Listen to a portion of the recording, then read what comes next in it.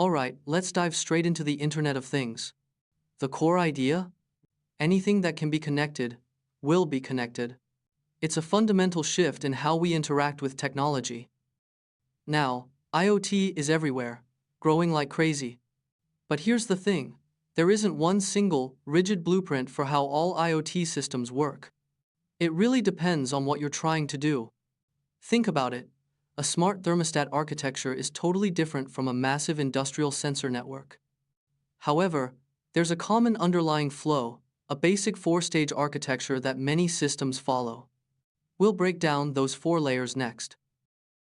Here's a visual representation of that typical 4-layer structure.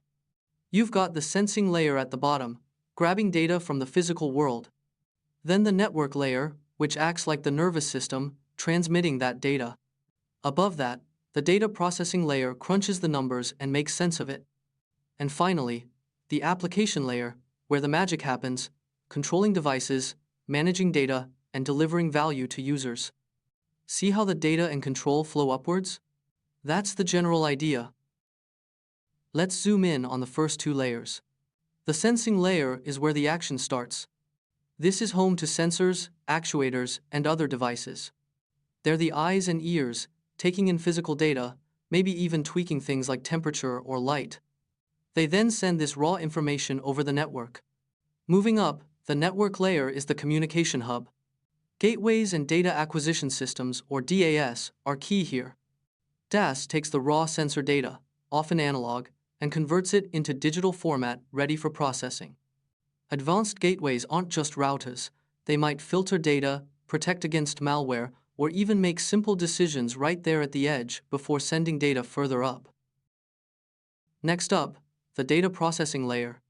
This is the brain of the operation. It's where the collected data gets analyzed, cleaned up, and pre-processed. Think edge analytics here, processing data locally before it hits the main data center. This layer prepares the data for the final stage. Finally, the application layer. This is where the data meets its purpose. It's managed by data centers or cloud platforms, feeding into applications across various sectors: agriculture, healthcare, aerospace, you name it. Remember, an architecture isn't just a list of parts, it's about how these components relate to each other. So, what are the core building blocks of an IoT architecture?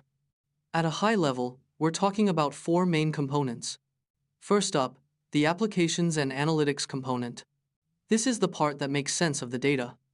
It uses tools for analysis, AI, machine learning, and visualization to turn raw sensor data into actionable insights. Think dashboards, reports, predictive models. You'll find technologies ranging from classic analytics packages like R or SPSS to specialized cloud services offered by Amazon, Google, Microsoft, and others, plus enterprise solutions from SAP and Salesforce. The second key component is integration. This is crucial because IoT systems rarely exist in isolation. This component ensures that everything, the apps, the tools, the security measures, the infrastructure, plays nicely with existing systems, especially enterprise systems like ERP. Think of it as the translator and connector. Major players like Oracle, IBM, and cloud providers offer integration solutions, but there's also a vibrant ecosystem of open source and middleware options such as Apache Kafka, LinkSmart, and DynThings, helping bridge the gaps.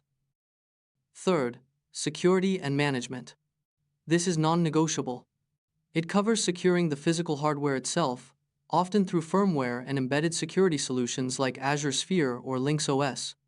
Traditional security vendors are also stepping up, offering packages specifically designed for IoT threats. And it's not just about security, it's also about managing the whole system, monitoring performance, handling configurations, and ensuring compliance. Finally, the infrastructure component. This is the physical stuff, the sensors capturing data, the actuators making changes, and the network connecting them, usually wireless like Wi-Fi, 4G, or 5G. These are the tangible elements. Now, the second part of an architecture is the relationships between these components. How do they talk to each other? What kind of information flows between them? It could be data, metadata, control signals, or sometimes nothing at all. Software components often use APIs, while network layers rely on protocols. Architects often think in terms of layers, like network layer, processing layer, device layer, etc. The beauty of layers is that each one hides its internal complexity. For example, the application layer doesn't need to care if the data is traveling over Wi-Fi or cellular. It just needs to know the data arrives. The network layer handles that complexity transparently. Given the massive scale of IoT, experts predict billions of connected objects. We need robust architectures. What are the essential requirements? First, context, capturing the situation continuously. Second, standards, using common communication protocols so devices can talk to each other and enterprise systems. Third, scalability, handling increasing loads gracefully without crashing, adding capacity as needed. Fourth, data management, efficiently dealing with vast amounts of data. Fifth, connectivity, providing reliable, high-bandwidth networks for large data streams. Sixth, security, moving and encrypting data securely, especially given new IoT-specific vulnerabilities. And seventh, interoperability, making sure all systems can work together seamlessly. These are the pillars for a solid IoT foundation. Why does open source make so much sense for IoT? Well, remember that 30 billion object estimate? That scale demands flexibility and cost-effectiveness. Open source offers huge advantages. 1. Cost. Free frameworks mean no upfront licensing fees, lowering the barrier to entry. 2. Innovation. Community-driven development leads to rapid innovation and agility. Developers can build interoperable products across different operating systems. 3. Open APIs. They provide a common language for software, hardware, and systems to communicate. 4. Libraries. Rich ecosystems offer SDKs, libraries, and even hardware like Raspberry Pi, allowing customization and staying cutting edge. 5. Security. Open source allows for rigorous peer review, leading to strong encryption and security practices. 6. Interoperability. Open standards and APIs are key to solving the interoperability headache. It's a powerful combination. So, what defines a good open-source IoT architecture? It should be validated, modular, flexible, and built to be open and interoperable. It needs to be cost-effective, addressing enterprise-level needs end-to-end. Key characteristics include being loosely coupled and modular, meaning parts can be swapped out easily. It must be platform-independent, not tied to one specific OS or chip. Scalability and flexibility are crucial, allowing deployment anywhere. It should be based on open standards, support streaming analytics and machine learning, work seamlessly on hybrid clouds, enable application agility and integration, and critically, avoid vendor lock-in. No rigid, proprietary formats or components should be baked in. Designing IoT systems requires careful thought. Here are some guiding principles I've seen emphasized. First, standardized integration. Whether it's an enterprise service bus or strict API usage, having a standard way for systems to talk to each other enhances maintainability and speeds up onboarding new systems. Second, platform agnosticism.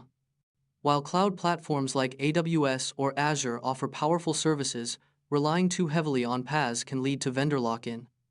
A hybrid approach, perhaps using Kubernetes for portable business logic, can mitigate this. Third, data residency and compliance. Where your data lives and how it's processed is increasingly critical. This dictates choices about components, cloud providers, and even regional availability of services, impacting everything from vendor selection to technical design. Continuing with design principles. Fourth, using existing investments.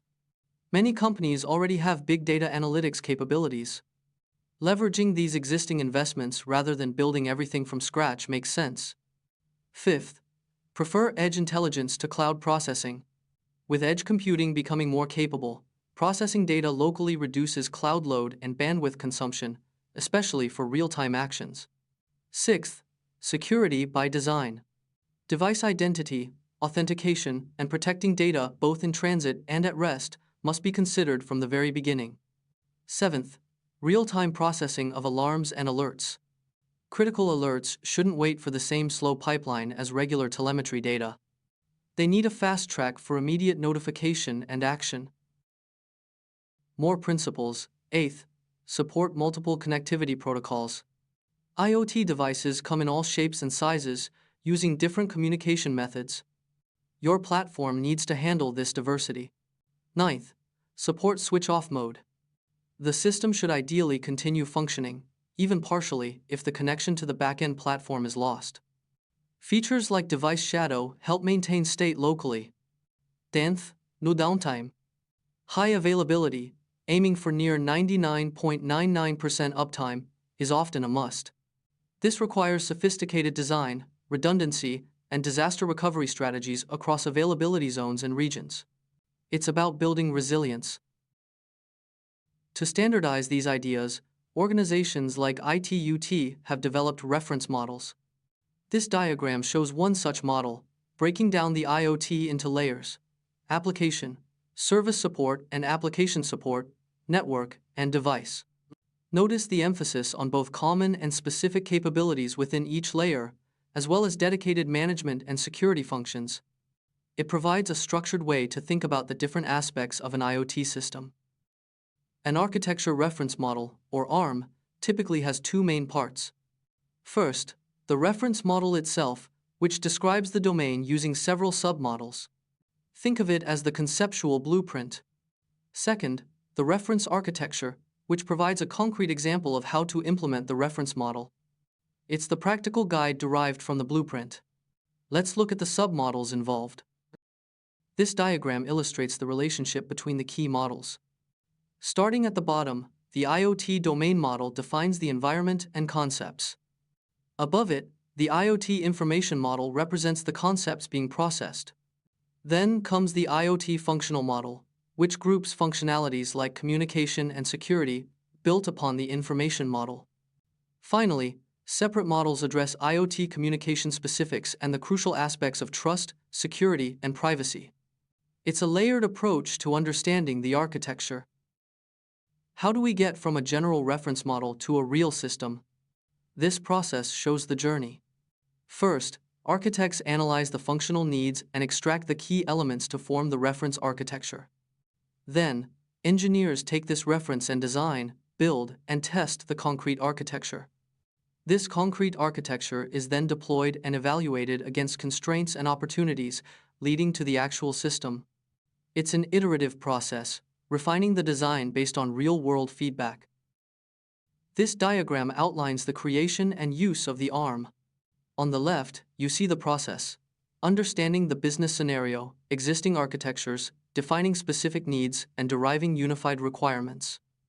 On the right, it shows how the ARM is used, starting with unified requirements, guided by the IoT reference model, to create the IoT reference architecture. This architecture then informs the development of compliant, domain-specific architectures tailored to specific projects. Let's delve deeper into the IoT reference model, starting with the domain model. This model captures the fundamental attributes of the main concepts in the IoT world and the relationships between them. Think of it as the dictionary and grammar for the IoT domain. It's also a vital tool for communication, ensuring everyone involved, whether they're experts in IoT or in other fields, speaks the same language when discussing the system. When we talk about domain models, we often use UML notation. This diagram shows common relationships between classes.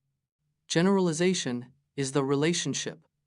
Aggregation means one thing contains another, but the contained part can exist independently. Composition is a stronger form of aggregation, where the contained part cannot exist without the container. Association is a general relationship. Directed association shows a one-way link. Realization means one class implements the interface of another. Reflexive relationships show a class relating to itself. Understanding these helps us map the IoT world onto the model. What are the main concepts in the IoT domain model? The core idea is that IoT is an infrastructure enabling representations of physical objects and places in the digital world. Look at this example: a physical parking spot with a car and an empty sign. Its digital representation includes the spot status, the availability indicator, and the payment station. The IoT connects the physical reality with its digital counterpart. Within the IoT domain model, devices are crucial. They are the physical artifacts interacting with the physical and virtual worlds. Sometimes, the devices themselves are the primary entities of interest, like in device management systems. For the IoT domain model, three types of devices are particularly important. First, sensors. These convert physical properties like temperature, light, motion into electrical signals. They often include analog to digital conversion, basic processing, storage, and communication capabilities. Think of a simple temperature sensor or a complex video camera recognizing people. Second, actuators. These are the opposite of sensors. They convert electrical signals into physical changes, like turning on a switch or moving a motor. Similar to sensors, they can have communication, processing, and digital to analog conversion capabilities. Third, tags. These identify the physical entity they're attached to. An RFID tag is a tag as a device. A printed barcode or QR code is a tag as a physical entity. Both contain unique IDs readable by optical or radio signals. The reader device, which is usually a sensor, might also be an actuator if it can write to the tag. Just to reiterate the point about tags, they serve to identify the physical thing they're attached to. Crucially, a tag can be either a device, like an RFID tag, or a physical entity, like a barcode, but not both simultaneously.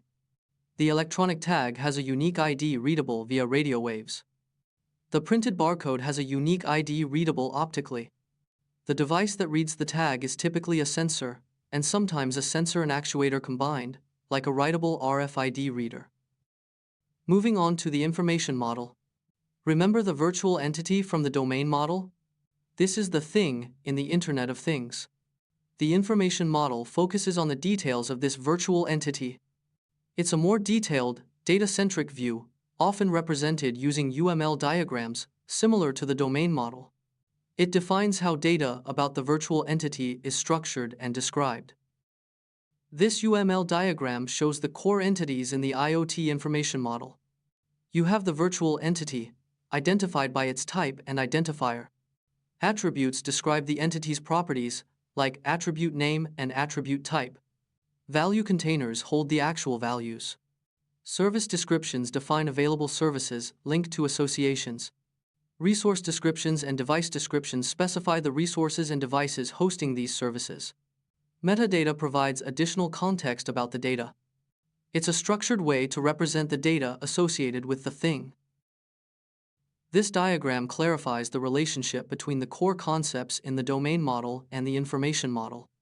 On the left, you see the high-level concepts: virtual entity, service, resource, and device. The arrows show their relationships. A virtual entity is associated with a service exposes a resource, and a resource is hosted on a device.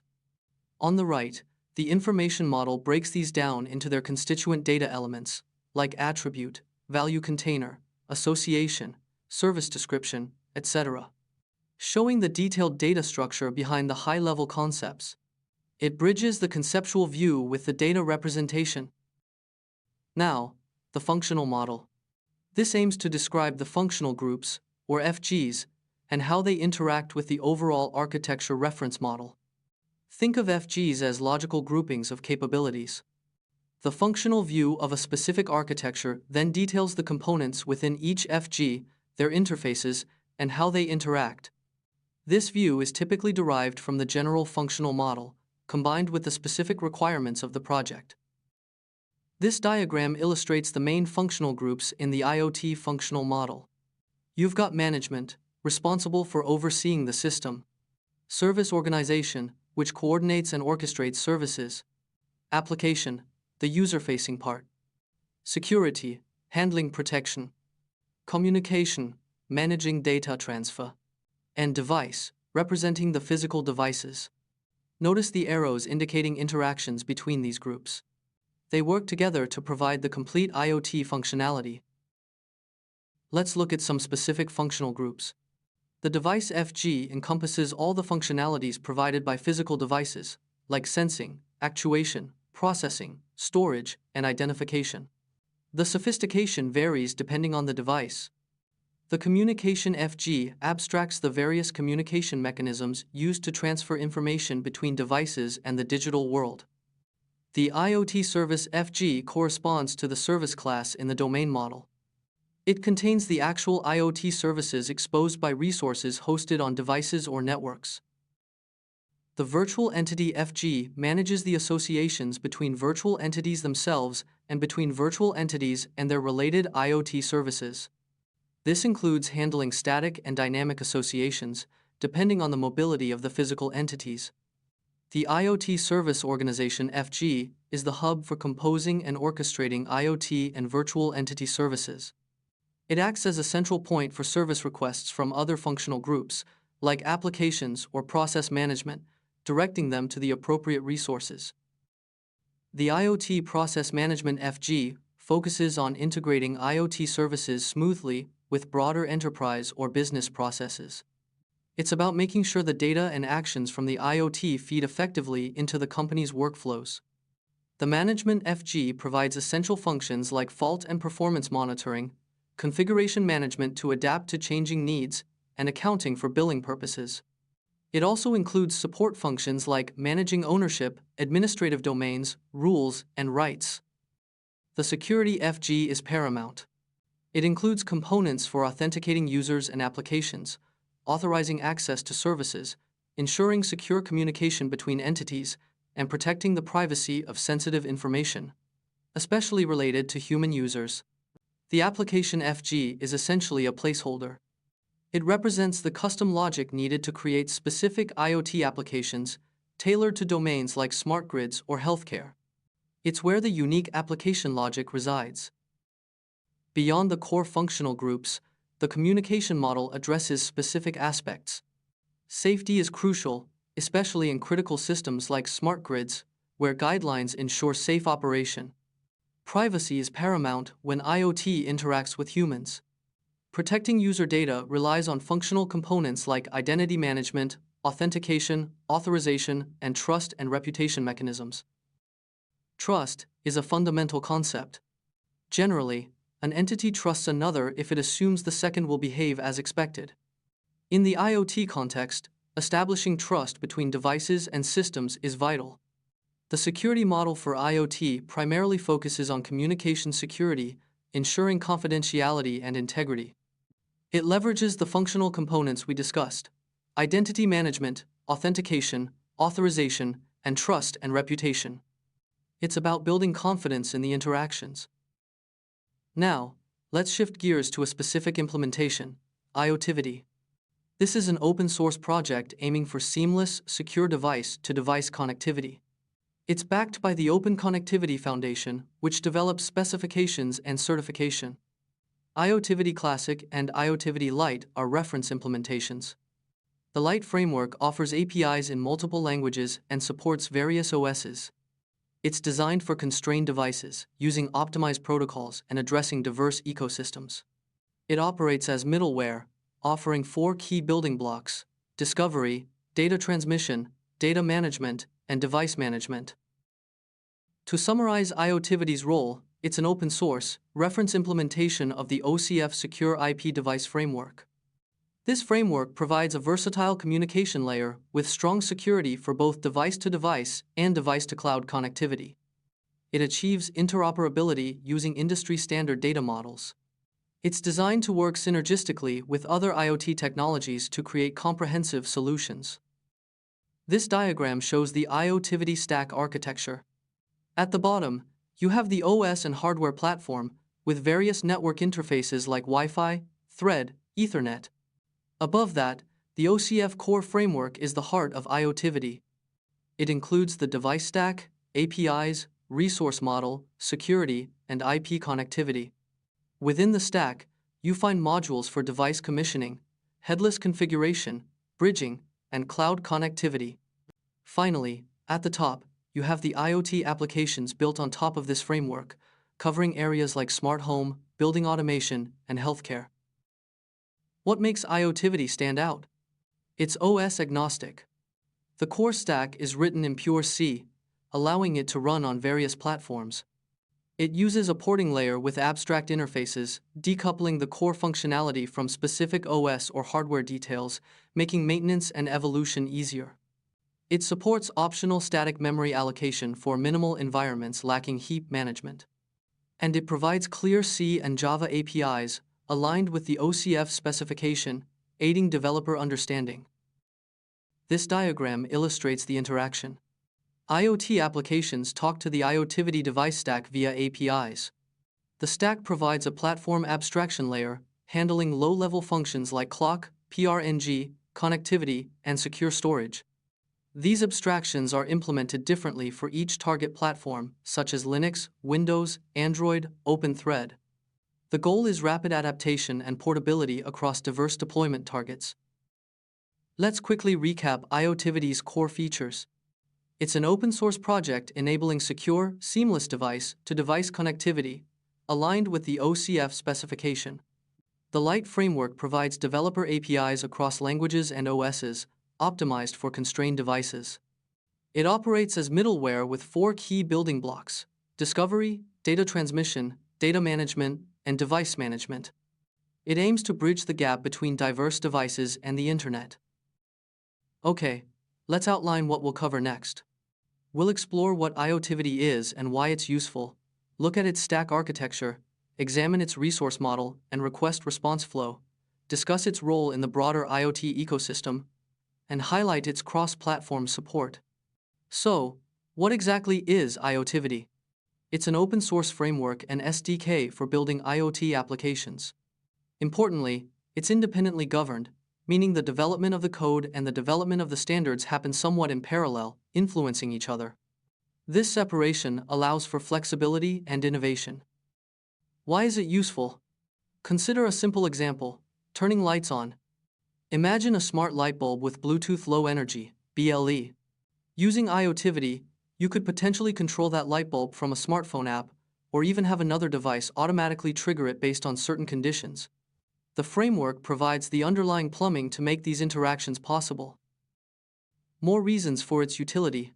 Cross-platform support means you can develop once and deploy on various devices and operating systems. It offers uniform and easy-to-use APIs, simplifying development. Being based on open standards promotes interoperability. It supports multiple connectivity types: Wi-Fi, Bluetooth, Zigbee, and so on. And it's extensible, allowing you to add support for proprietary protocols if needed. Here's the IoTivity stack architecture again, visualized. At the top, you have the application layer for specific use cases like smart home, health, enterprise. Below that, the services layer provides general support. The resource model layer includes APIs for Java, C++, and C, managing the core resources. The Secure Resource Manager handles security aspects. And at the bottom, the connectivity abstraction layer manages the network interfaces. It's a layered approach designed for flexibility and security. Regarding the OIC protocol and connectivity, IoTivity currently uses CoAP as its messaging protocol, which is lightweight and suitable for constrained networks. Payloads are encoded using CBOR for efficiency. It has an adapter abstraction layer that allows it to handle multiple connectivity types. This includes dual-stack IPv4/IPv6, Bluetooth Low Energy using GATT, and older Bluetooth EDR using RF-COM. This flexibility is key for diverse IoT deployments. The IoTivity resource model is RESTful.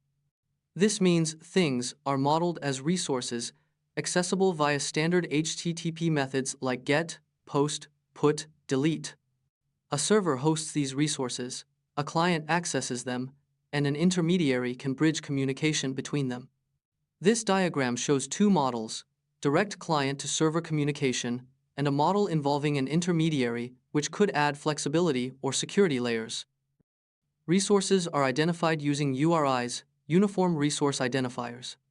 This diagram shows the structure: /A/Lite1, where /A is the base path, Lite1 is the resource name.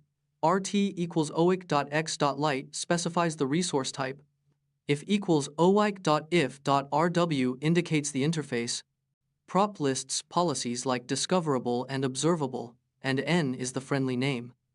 The example shows a light bulb resource and a fan resource, each with their properties like state and dim level. This structure allows precise identification and manipulation of device resources. IoTivity defines well-known resources with standard URIs. For example, OIC, RES is for discovery, OIC, D for device information, OIC, P for platform info, and OIC, add for presence. These provide a common way to find and understand basic device capabilities. Resources are associated with entity handlers, which execute the actual methods on the resource, like turning the light on or off. The image shows examples of devices, like a thermostat, adhering to these conventions. Resource collections allow grouping related resources. They can link to other resources using the links attribute defined by RFC 5988. This enables expressing hierarchies, groups, or indexes. The diagram shows a collection URI /room containing links to individual light resources /light/1 /light/2, etc. This allows for organizing resources logically, like grouping all lights in a room. Let's look at a typical request-response flow. The client application, perhaps on a smartphone, initiates a request. The request travels down through the layers: the resource model, CoAP over UDP, and finally the LU2 connectivity plus IP layer. The server receives the request, processes it through its layers, and sends a response back up. The example shows a client requesting information about a light resource identified by its URI and properties. Resource discovery is often done via multicast. The client sends a multicast GET request to the well-known discovery resource /OIC/RES. This request goes through the network layers. The server responds, listing the resources it hosts. This allows the client to find available devices and services in the vicinity without prior knowledge of their addresses. It's a broadcast-style search. A GET operation is used to retrieve information. The client sends a unicast GET request to the specific resource URI, like /a/light. The server processes the request, finds the light resource, and sends back a unicast response containing the requested data, like the current state and dim level. This is a direct query for information. A PUT operation is used to update a resource. The client sends a unicast PUT request to the resource URI, /a/light, along with a payload containing the new values, like state equals 1 and dim equals 50. The server processes the request, updates the light resource accordingly, and sends back a success status. This is how you control the device. The observe operation is used for push notifications. The client sends a GET request with the observe flag set to 1, indicating it wants to subscribe to updates. The server acknowledges this subscription and sends the initial state. If the resource changes later, the server pushes the new state to the client without the client having to poll constantly. This is efficient for real-time monitoring. After the client subscribes using the observe flag, the server pushes notifications to the client. The server detects a change in the resource /a/light and sends a notification message containing the updated state equals 1, dim equals 50, directly to the subscribed client. The client receives this update automatically. This is the notification mechanism in action. Presence, or active discovery, is another way to track devices. Servers can actively advertise their presence to clients. Clients can request notifications, either unicast or multicast, about events like a server coming online, going offline, or changes to resources. Clients can also indicate interest in specific types of resources, making the discovery process more targeted. To summarize the notable features of IoTivity, it provides robust discovery mechanisms. It has a clear messaging and data model based on REST principles. It supports message switching, like the observe operation. It enables remote access to devices. It offers various services, including protocol plugins for flexibility and group management for controlling multiple devices. And, crucially, it includes strong security features. What's IoTivity's role in the broader IoT ecosystem? This diagram shows it. IoTivity applications sit at the application layer, potentially serving specific vertical industries like healthcare or industrial automation. The IoTivity framework provides the core connectivity and services, bridging the gap between diverse IoT devices and cloud services. It enables both local control and remote access, facilitating communication between devices, controllers, and the cloud. IoTivity boasts strong cross-platform support. It runs on various Linux distributions like Ubuntu. It integrates well with Arduino boards, including DO and ATmega 2560. It supports Android and Tizen operating systems. This broad compatibility is a significant advantage for developers targeting diverse hardware. For embedded systems, IoTivity leverages the Yocto project.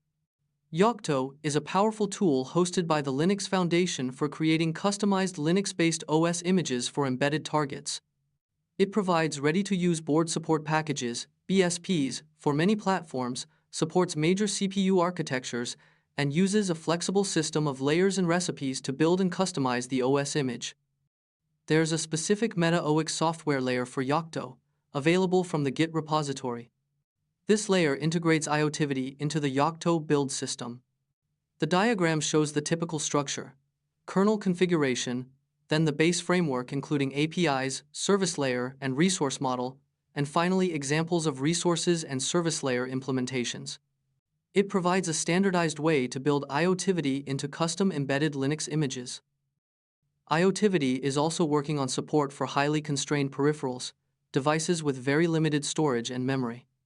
This involves developing a lightweight IoTivity server stack, focusing on the essential base framework, resource model, and messaging capabilities. This work is ongoing, aiming to bring IoTivity to even the most resource-constrained devices. That brings our discussion on IoTivity to a close. Thanks for listening. Alright, let's pivot to another fascinating area: the Web of Things, or WoT. Think of it as bringing the familiar power of the web to the Internet of Things. Look at this complex web of devices in a hotel. Cameras, lights, heating, controlled by different protocols, Zigbee, Bluetooth, X10, and so on. Managing all this complexity is a nightmare. The Web of Things aims to simplify this. Instead of wrestling with multiple apps and protocols, imagine controlling everything through a single, familiar web interface. That's the promise of WoT, moving from "I hate my life" to easy peasy. Consider a hotel guest, Lisa, in room 202. With WoT, she could control her music, temperature, lights, curtains, TV, and even book amenities, all through a simple web interface. Meanwhile, the hotel owner, Johnny, can manage the entire property remotely, turn off AC in empty rooms, monitor security cameras, optimize cleaning schedules, manage Wi-Fi, and control guest access. What turns complex, fragmented systems into manageable, web-accessible services? So, what's the difference between IoT and WoT? IoT is the broader concept of connecting devices. WoT is a specific approach to IoT, focusing on exposing these connected things as web resources, typically using RESTful principles. IoT aims to connect anything, including systems that aren't inherently web accessible. WoT specifically aims to integrate the physical world into the Internet, leveraging web technologies like HTTP, REST, and JSON. WoT is often seen as a way to make IoT more accessible and manageable via the web. Here are some real-world examples of WoT applications. The JPEN Geiger map visualizes radiation data using web technologies. Singapore's National Weather Study Project uses mini weather stations in schools connected to the web. Nanode is an Arduino board with built-in web connectivity, embodying the WoT concept. AgSphere connects agricultural products to the web, enabling data sharing and analysis. These show WoT's versatility across different domains. The Web of Things builds upon the two pillars of the traditional web. The first pillar consists of HTML, HTTP, and URL. HTML creates the structure, HTTP defines how messages are transmitted, and URLs locate resources. The second pillar includes the web browser, multi-tiered architecture, and application servers.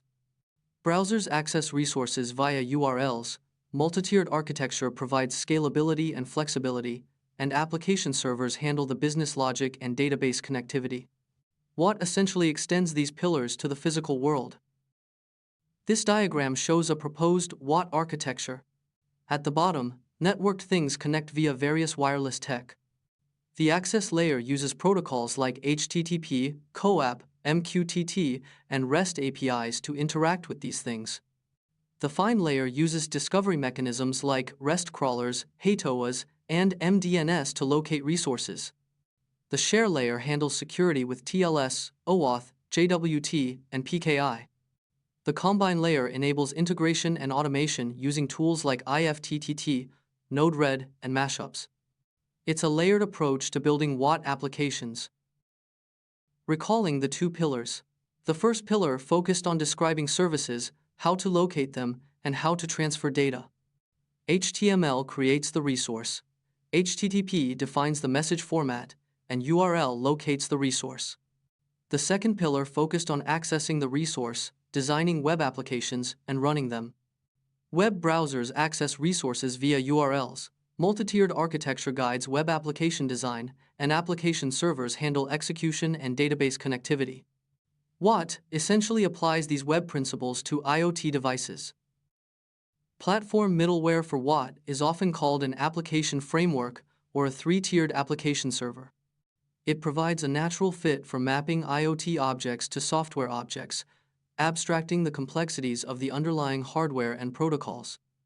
However, there's a challenge: the lack of global machine-to-machine standards. This fragmentation hinders interoperability.